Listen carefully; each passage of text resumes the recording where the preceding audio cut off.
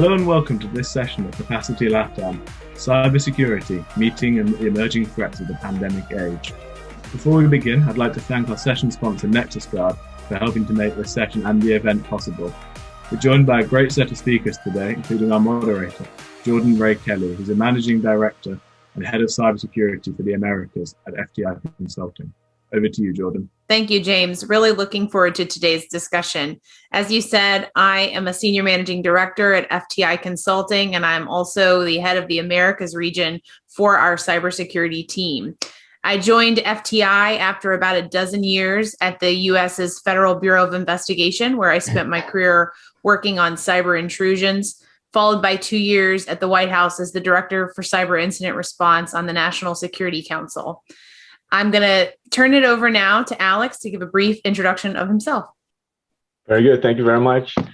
Alex Issa. I'm a cybersecurity specialist and vice president of business development for LATAM.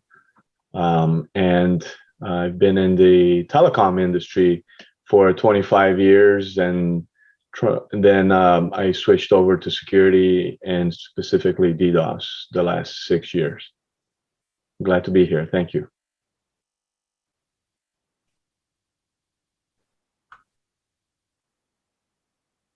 Who would like to go next? I can. Hello, everybody. My name is Vasilis Anidas. I'm the head of Security Solutions Management team of PCW Global. My team belongs to pre-sales and technology engagement organization, and acts as a subject matter expert for cybersecurity in PCW Global. Great. And lastly? Me. Hi, Daniele Mancuso. I am Chief Product Management in Sparkle. 30 years more or less in the telco arena, international by far. I am also a MEF board director and also a CBAN board director. In my current position in Sparkle, I direct 3 product lines, one for backbone and infrastructure solutions. So let's say from submarine cables up to IP transit and capacity. Second one, secure cloud networking. And the third one is voice evolution and mobile solutions. Very happy to be here with you guys. I'm sure it will be an interesting session. Great. Thank you. Well, as you can tell, we have a really distinguished group here, and I can't wait to hear from them about our exciting agenda. So let's jump right into it. The COVID-19 pandemic has really created unprecedented challenges for operators and enterprises alike. Working from home has changed the nature of our enterprise connectivity for both our employees trying to be on secure corporate networks to being at home on what are undoubtedly less secure home networks. This increased vulnerability, coupled with the complexity of the attacks that we're seeing every day, means all connectivity providers need to really address the drastic increase of cybersecurity risks. Can you all talk a little bit about how you think the pandemic has changed cybersecurity risks? Daniela, why don't we start with you? Okay, thank you. So I will break the ice. Well, definitely we have seen some changes. The biggest one is that offices, headquarters, branch offices, remote sites were empty. And the emptiness was, I think, creating in turn many new opportunities for hackers to create damages. In reality, you know, enterprise networks so far have been designed in a way that connectivity both to the headquarters, to the branch sites, to cloud applications is still passing through the corporate data center of an enterprise where basically the security is applied. And this, let's say, from one end was ensuring the protection and the respect of the corporate policies, both for networking and security. But on the other hand, there is for sure a weak point, and the weakness was demonstrating right during the pandemic age. Many hackers were pinpointing, selected devices such as VPN concentrators, And one device down, meaning sometimes the entire enterprise cannot access to the CRM or cannot access a regional data center, or cannot access critical resources that are vital for the life itself of the enterprise. This is true both for what concern IT security, but I think even more critical for what concern industrial. Many OT were targeted by new attacks, and therefore I believe that we have been assisting to a change in numbers, to a change in shape of attacks, also regional. From Spackle perspective, we have seen not massive attacks, but we have seen an increased number of small attacks, but directed to specific regions and specific verticals. There is for sure the need to redesign security, and from the enterprise point of view, I can give you an example of a project that we ran into MEF. As I told you, I am a board director there. We have run together with other partners, Amartus, Nefeli Networks, and Versa Networks, a very interesting proof of concept to basically design a new way how enterprises are addressing the needs of ubiquitous securities, and not security in the central data center, but at the edge. So I all invite you to go and see in the MEF website this POC number 106, because you will discover very interesting things. SASE is the new way to address enterprise security, because it combines, all the flexibility of networking, but with security applied, even if you're working from home. Great. Other thoughts on those changes? Those are really some of the things that we see the most. So great. Thank you for giving that response. Yeah, I would just add from a DDoS perspective, what we've seen is a very large increase due to COVID at the rate of 500% increase. And like Danielle said, the attacks are not necessarily volumetric, as DDoS is known for. They're really surgical attacks. They're very small, between 1 gig to 5 gigs. And the reason they do that is so the attacks are undetected, through traditional conventional methods. And they're really looking to create havoc.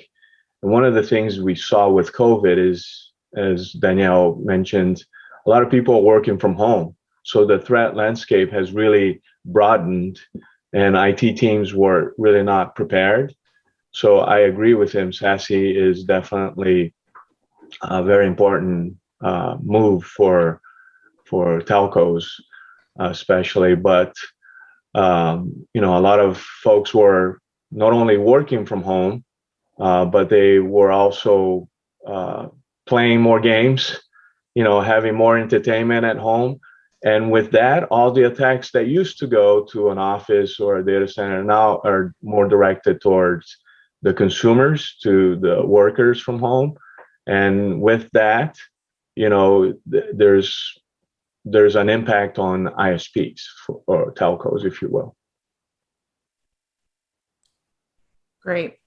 Where does the security gap lie? So you say as we make that transition and there's more and more of a reliance on home networks, what is the responsibility of building that security infrastructure? Is it on the employers? Is it on the carriers? Can you tell me a little bit about your thoughts there? Is that towards me? Sure, yeah. Sure. I think it's, just from a overall security standpoint, I think it falls on everyone, right? Because the end user has to be educated. That's why they have those security awareness training. There's several providers that do that. Phishing attacks, email is one of the biggest threats to an enterprise, and it all falls on the user. So the user has to take responsibility for that. But most users are not fully educated in cybersecurity and technology. So the SASE implementation is critical, because it takes the responsibility off of the user and onto the technology and the service providers, the managed solution. And I'll let Danielle talk more about that. But just from a DDoS perspective, it's not just the enterprise that has to have a solution. The ISP has to have a bigger role now. The telcos, before DDoS attacks were somewhat easy to mitigate, because if they were volumetric, you just black hole the thing and you're done, right? But now, because of the increased number of attacks and the sophistication of the attacks and how they're trying to get around the known protection mechanisms, it becomes very difficult for just one party to do. But the responsibility is a little higher now for telcos to really have that implementation done correctly. Danielle, do you want to expand on that, or maybe tell us a little bit about, Alex has talked a little bit about how these attacks have evolved. What do you think comes next? What are the next things we should be looking for? Well, from our perspective, what we notice is that really it's not possible anymore to protect networks and therefore customers from a central location. Security must be pushed at the edge, not to say at customer premises, but where this is not possible or is not enough, security must be at the edge. I can give you an example, building on what Alex was saying before about how DDoS is about DDoS attacks are evolving. And basically, we are trying to evolve as well our countermeasure to detect those attacks before they even enter our network. So we have developed, for example, DDoS on our IP transit proposition that makes use of the BGP flow spec. So we have all those border routers that are basically the extreme interface of our network towards an outside galaxy that are already detecting, and they can act and push away the malicious before it even enters our backbone.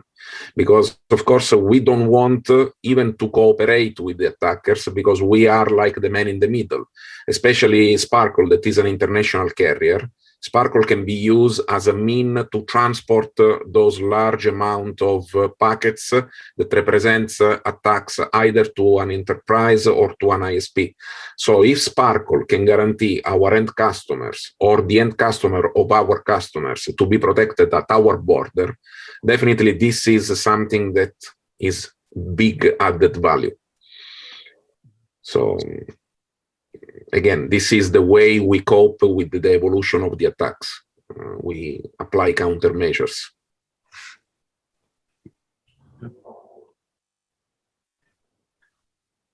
So we've talked a lot about what we've seen with DDoS attacks over the last year and how they'll continue to evolve.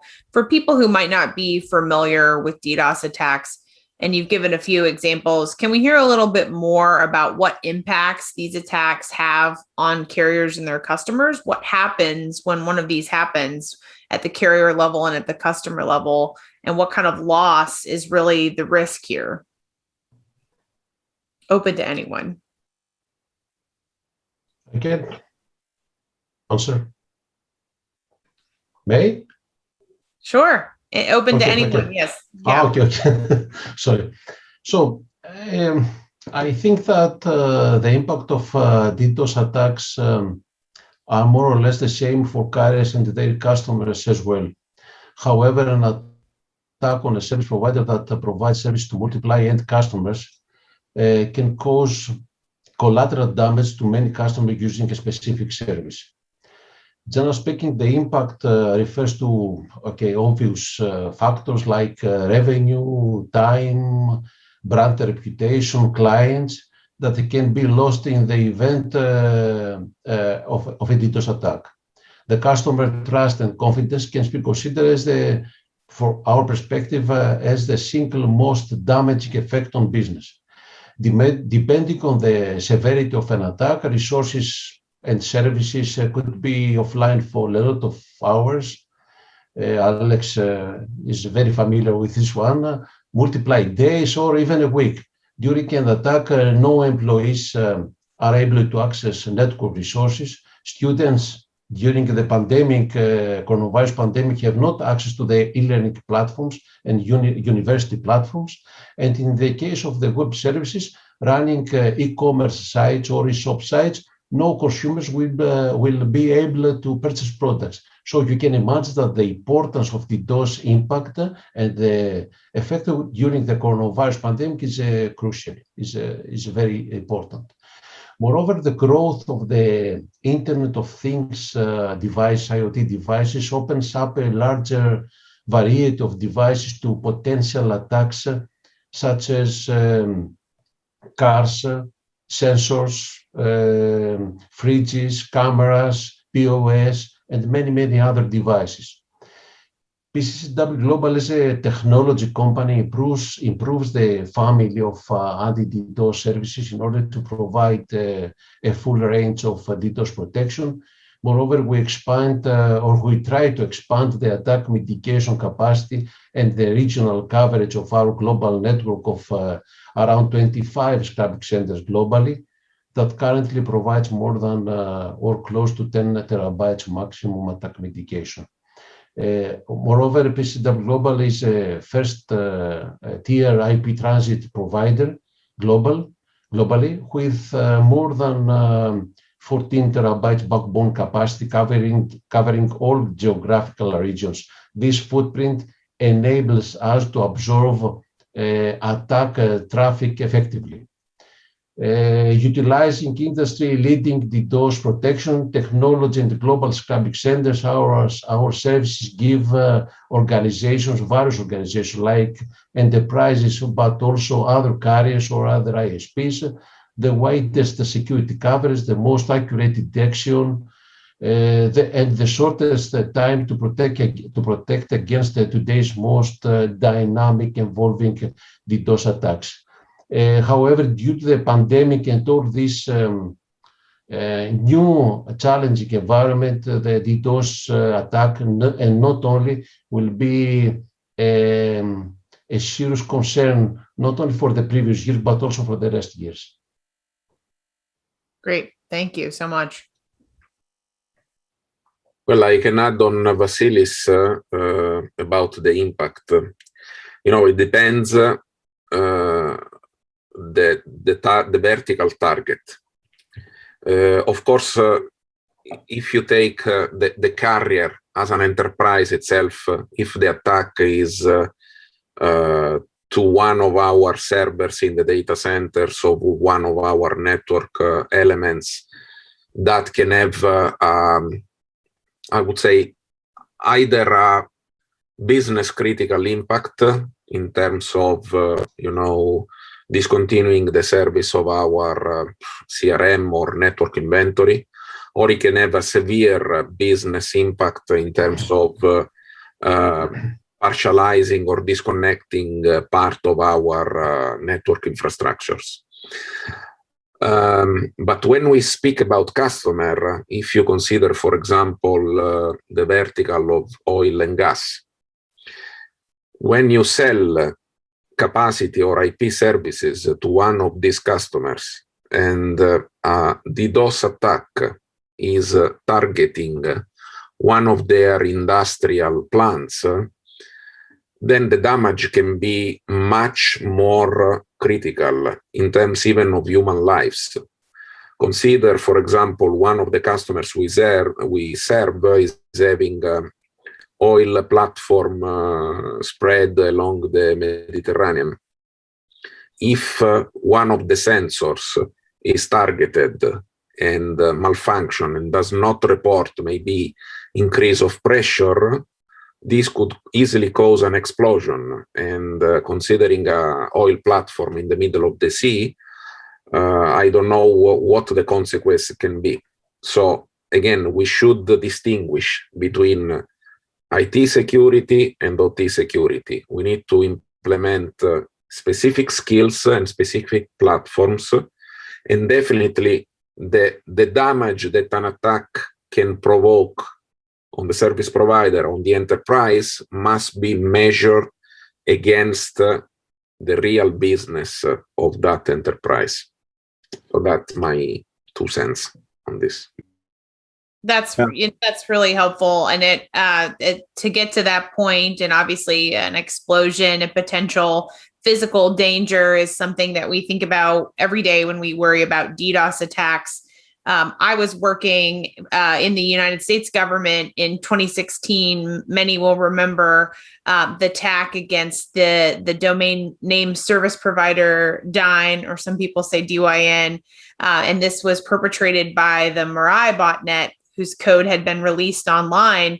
And many of us working in the United States government were really concerned leading into the 2016 election that our internet would be tampered with, that our election systems might be vulnerable. And there we were in October, just a few weeks before, and it looked like to many citizens that the internet had been taken offline. For those of you who recall, Amazon wasn't available, the Wall Street Journal, the New York Times, many websites that we all use were unresolvable. And the New York Times actually ran with the headline that the Russians had taken out the US internet. And of course, we have learned in the years since that this was some kids, some minors who were under the age of 18 who were trying to knock each other offline in an online game. And it just goes to show you that these DDoS attacks can have consequences. Obviously, you mentioned potential physical security, but they can have national security implications, right? We could have escalated. Absolutely.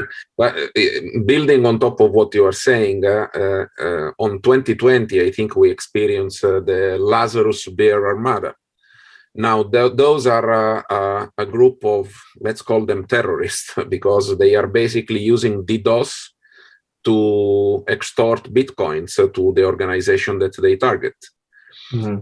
And it's known, despite not confirmed, that they were targeting, I think, a medical university in California that was working on the vaccine for COVID.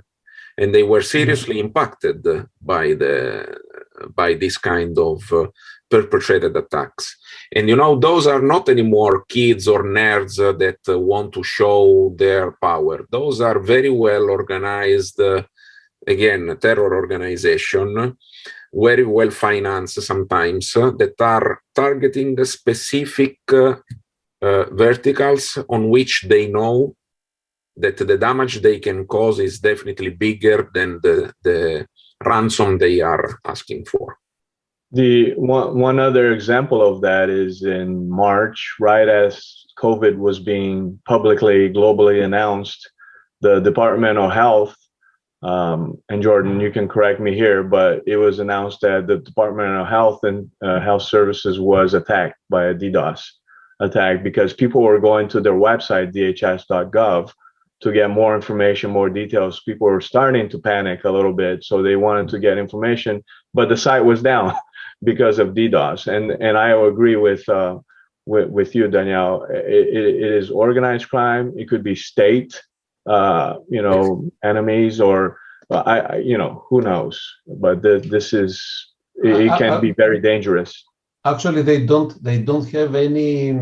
They don't stop at the country's borders or regional borders. I think that is a global, let's say, threat. Okay. Yeah.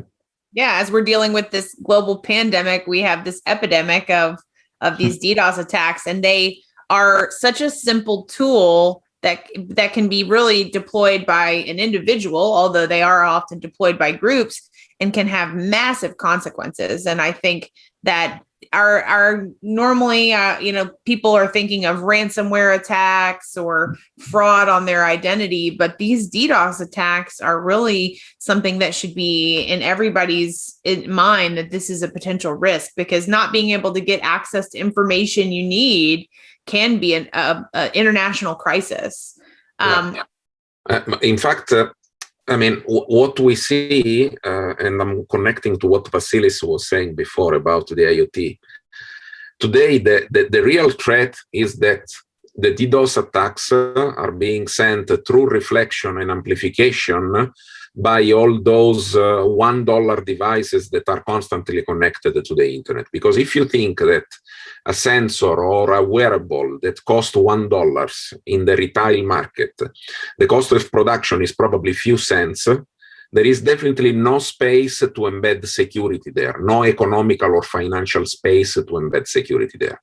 So those devices are all of a sudden becoming zombies. And once milliards, billions of devices are becoming zombies in the hands of those organizations, then you see attacks that are perpetrated by fridges, by cameras, by the router at home that becomes a powerful tool in the hands of those criminals. So it's becoming really, really difficult not only to follow the techniques, analyze the techniques, and to find countermeasure, but also to really understand where from those attacks are reflected. That's the real pain.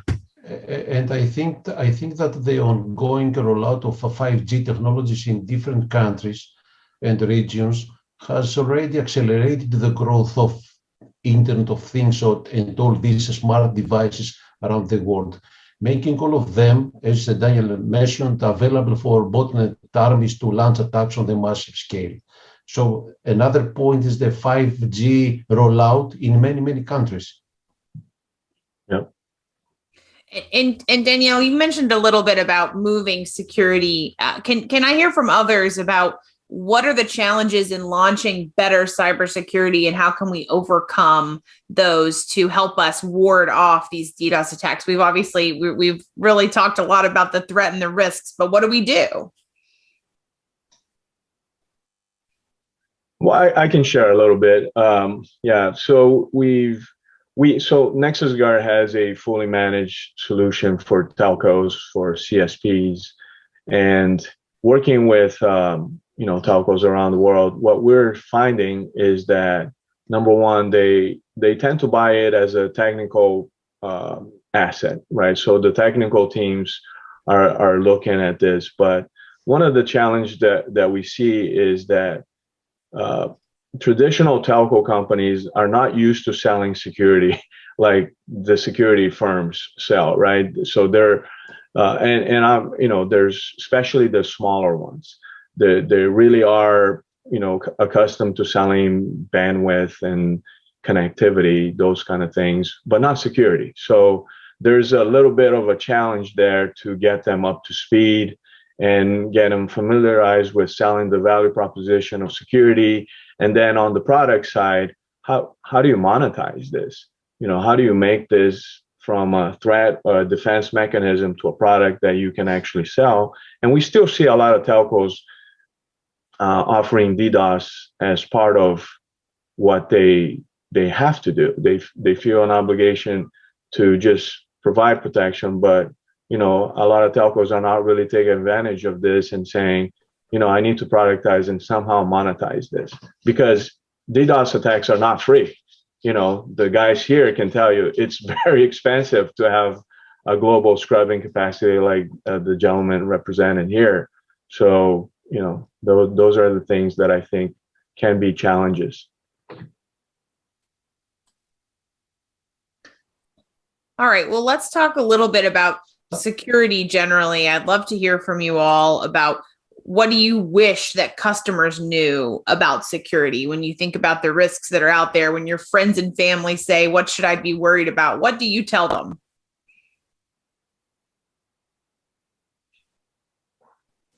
Well, security is something that, it's like being parents. You are never well prepared to face the challenge. When you become a janitor, you find yourself with this small piece on your hand and you don't know how to tackle. And this is because nobody was really preparing you. In general, when you speak with family, you can tell them to be careful to email, to phishing, and to have a posture, let's say. But when you speak with a customer and you want to transfer the need, it's not enough to attend training, because security, in my opinion, is like learning a language. You can be very well prepared from a theoretical point of view, but until you don't practice, you don't know if you're able to face something. So there are on the market propositions categorized are cyber range, that are basically simulation platforms. Now, there are, of course, something that are like toys. There are very advanced platforms, and through those, you can educate either your internal staff or the customers that wants to buy this service from you to have the correct posture. How does it work? Basically, you have a kind of battlefield where there are two different teams that are having a match between one another. One is representing the attacker and one is representing the defender. And basically, there is a trainer that can give insights and prepare a model with a very detailed networking and IT simulation. And those people participating to this kind of experience are really understanding the meaning of facing cybersecurity attack, like when they are in the SOC or when they are in the NOC or when they are operating an OT platform. This is, I think, one of the good ways to represent the problems, the threats, but also to give useful tools to counteract, to resist, to defend, to mitigate, and maybe to react, because sometimes you also have to react. So in Sparkle, we launched this service mid-2020, in the middle of the pandemic. We are very happy. Our customers really appreciate about it. I have to say, both enterprises and small service providers that are not able by themselves to have a very good security posture. So this is one of the good things that can be done. Other thoughts on what individuals need to know about security? I think that apart from the coronavirus pandemic and all this challenging situation environment that we are in I hope at the end, I hope. I think that another, let's say, challenging task for not only for carriers but also for enterprises are the digital transformation. I think that the digital transformation is an additional, let's say, area that increase the concerns of cybersecurity, and due to the digitalization or digital transformation or any, let's say, different definition, push many companies around the globe to adapt their cybersecurity strategy accordingly. From our perspective, because we discussed with many different companies and enterprises, we saw that there are a lot of companies that they don't have a clear, well-defined strategy in terms of cybersecurity. So in most of the cases, they define it when they have an issue, when they have a challenge. So I hope that coronavirus, apart from all this impact, negative impact in the world, push the companies to deploy or to define a basic cybersecurity strategy according to their business needs. Definitely, they need to spend more time to educate them, to define their priorities, business objectives, business needs, in order to be in line and to have a quite, let's say, effective level of cybersecurity. That's great. That's really helpful. Alex? Yeah, I would just add in this new normal, whatever that is, this new normal reality that we live in, right? I think that people need to realize that some will continue to work from home, maybe permanently, and it falls on the individual too to become more aware of security threats, and so not clicking on everything that comes in through their text messages or emails is something that people will eventually have to learn how to cope with, because up until now, technology was just some kind of fun thing, and now it's a necessity, right? With digital transformation and everything, we live in a different world from the days when I was a kid. We didn't even have phones, but today people can't live without a phone. But with that comes a lot of responsibility too, because like Danielle and Vasily were saying, IoT devices that can't really be patched can be used for massive attacks and can create billions and billions of dollars of damage. So we all have to take our own roles and responsibilities to make sure that we're updating our routers at home, with whatever firmware updates there are. People probably don't even know what that is, but it's something that they need to learn. Otherwise, we're always going to have this kind of problem. Yeah, otherwise we are always exposed. Right. Yeah. And I think that, sorry for the interruption, I think that there are a lot of dependencies between different parties of our ecosystem, between the carriers, between the enterprises.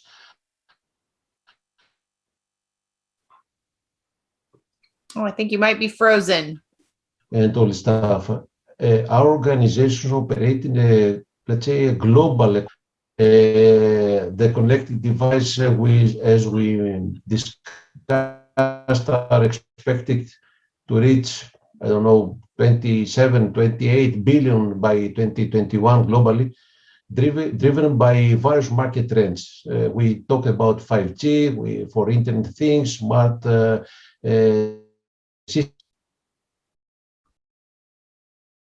systems, and all stuff. In addition, to continue for many companies and for many months, I hope not years. Also, the concentration of the service and service of network providers between the network and service provider or cloud providers globally provides many entry points for cyber criminals throughout all this digital supply chain. So I believe that there are a lot of positive and negative dependencies between all these parties of the global ecosystem. Great. And I think, just so you know, you broke up a little bit there on my end. That's okay. I think we heard some of the key points. I just want to ask you all, thinking about, we've obviously talked about how DDoSes have evolved and so many cyber risks. I certainly have spent a lot of time since December worrying about third-party vulnerabilities, obviously with the SolarWinds attack, the issues with the Microsoft Hafnium. Have you guys had a sense that people are becoming dull to these attacks because these are so major, probably some of the most major ones we've seen in a lifetime, but yet people hear about them constantly? What have you seen any changes, and how has it made you think differently about third-party vulnerabilities? Alex, I'll go to you first. Third-party vulnerabilities. Well, I'm not sure if it answers your question, but a lot of these DDoS campaigns can be attributed to a distraction campaign. They're just trying to distract you while they're stealing money from your pocket elsewhere, right? Inserting malware and other security threats. So and that could be done through a third party. They could be coming in through the telco, but they're trying to let's say they're trying to reach a bank, and they're really trying to find a loophole, and they find this janitorial service company that's susceptible, and they probably don't have any DDoS protection unless the telco provides. And so that could be a way for an attacker to try to insert some malware because they know that they'll ultimately have access to the bank. I'm just giving you a very general example, but I think maybe that helps. Not that, people can't steal data using DDoS directly, but they use DDoS to perform those actions. I think that absolutely you raise the point that we can do everything we can to shore up our own defenses and make our own castle as safe as we can. But as soon as we invite a trusted neighbor into our home, we've literally opened ourselves up to any vulnerabilities that they might have. Yeah, absolutely.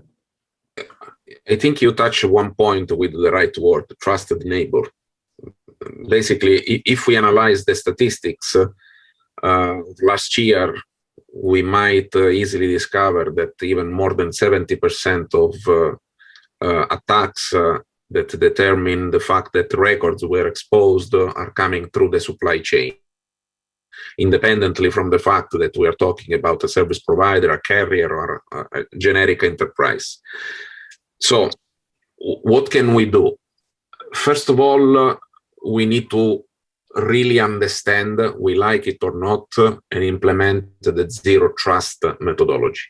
There is no trusted neighbor, anyhow. Not even the CEO company can be considered trusted, because probably the CEO of a company is the most pinpointed target for those criminals.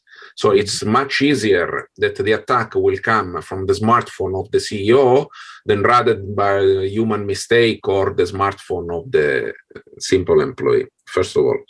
Second, I believe, and here I'm speaking about a telco, a carrier in principle, is that we need really to evolve the way we design things. Security so far was the usual pain that you design an infrastructure, you design a service, you design a product, then 2 days before releasing, you call the security guy and ask him to protect it.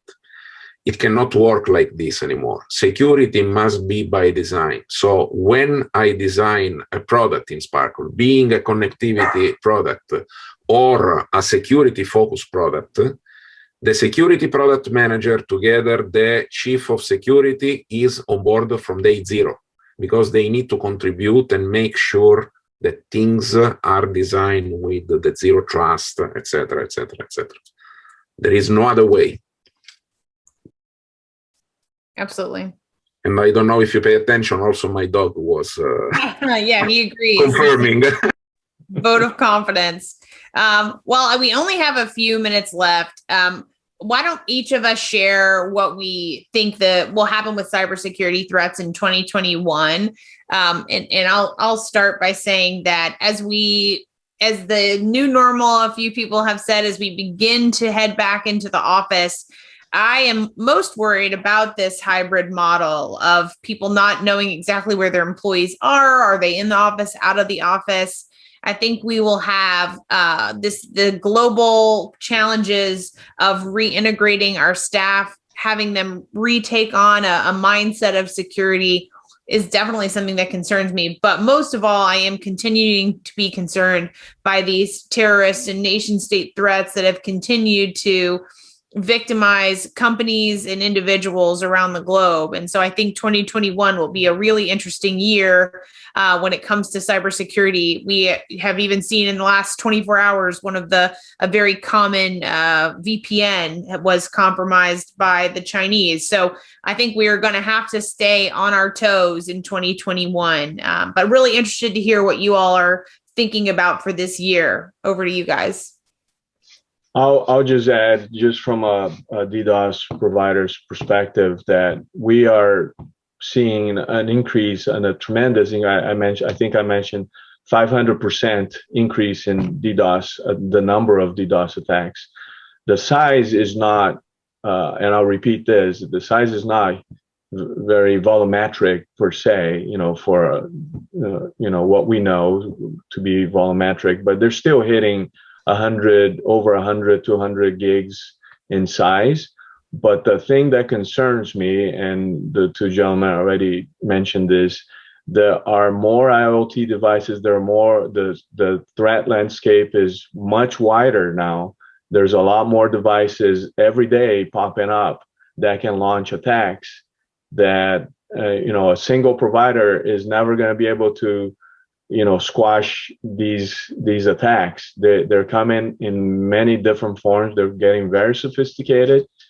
We're trying to prepare and stay ahead of the curve, but these guys are smart, and they're launching attacks that go undetected by traditional methods. So we have to use machine learning, AI, and we have to be very smart about how we not only defend them reactively, but also proactively. How do we anticipate what's the next wave, the next method, the next tactic and techniques? Scary. Yeah, that's a great point. The proactiveness is so challenging, but so important. Yep. Other worries for 2021? I think that I will agree with Alex regarding the growth of artificial intelligence and machine learning techniques that we suppose that can help security teams to recognize and deal with zero data attacks more quickly by recognizing anomalous behavior, for example, compared with historical data, historical norms. This could be, is actually a real fact. On top of that, we saw that the attackers will approach, actually we approach negatively, extended the attacks to new industries. We saw in 2020 that attackers extended their target organizations, including other verticals such as e-commerce, healthcare, educational, universities, all this stuff, with more people working from home, shopping, studying online, like university students. As a result of a pandemic, and not only, attackers also turned their attention to this type of companies, these websites, this type of kind of services. And due to the new, let's say, market trend of SASE, I think Daniel mentioned in the beginning that, okay, SASE is actually the new market trend. There will be a significant improvement in the next months, because at the end of the day is the only way to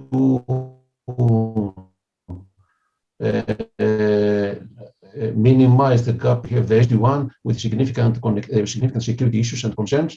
So I think that SASE is, let's say, a different view for this governance. Great. Yeah, I'll try to close fast. So what is going on in 2021? We are going to spend $6 trillion US for damages caused by the global cybercrime. This money were more or less half, so $3 trillion US in 2015, are going to become 10.5 in 2025. Which, if you roughly calculate, should be a good half of the USA GDP, annual GDP. So it's an incredible amount of money. This is to defense and to repair what those guys are doing. What is going on in 2021? Not only spending those money, for sure, DDoS attacks increasing in number, not in volumes.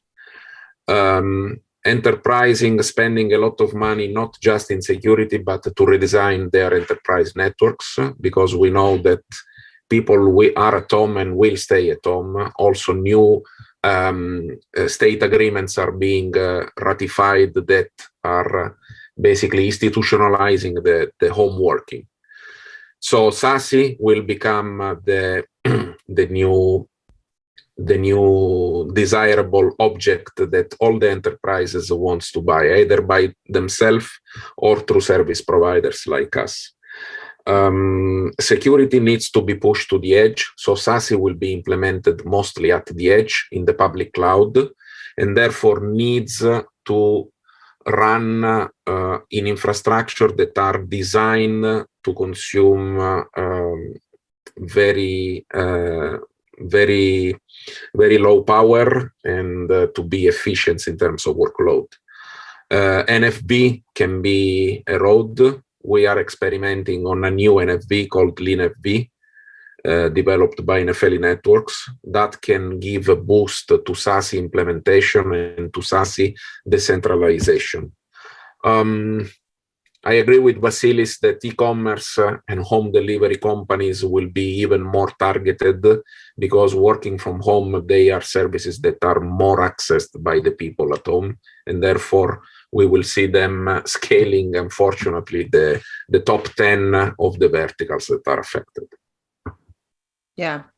Well, I think that I won't be able to sleep any sounder tonight hearing everything that we've learned from this group. In fact, I think that DDoS attacks are going to continue to be a really major issue in 2021, but I'm glad we have folks like you guys who are looking into what we can do to avoid them and be better prepared. So I really appreciate all of your helpful insights. And thanks to everyone who listened in to this conversation, and have a great day, everyone. That was a great session. Before we finish, I'd just like to thank all of our speakers and our moderator for your time and your thoughts. It was a great session. I think that 6 trillion figure really drives home the point that you're all making. I also like to thank Nexusguard for sponsoring the session and helping make the event possible. I remind everyone watching that this session will be available on demand for the next 30 days. So if you have a colleague who you think would enjoy the session, please do just let them know. Thank you all for joining. I look forward to seeing you at our next session. Goodbye. Thank you. Nice to meet you guys.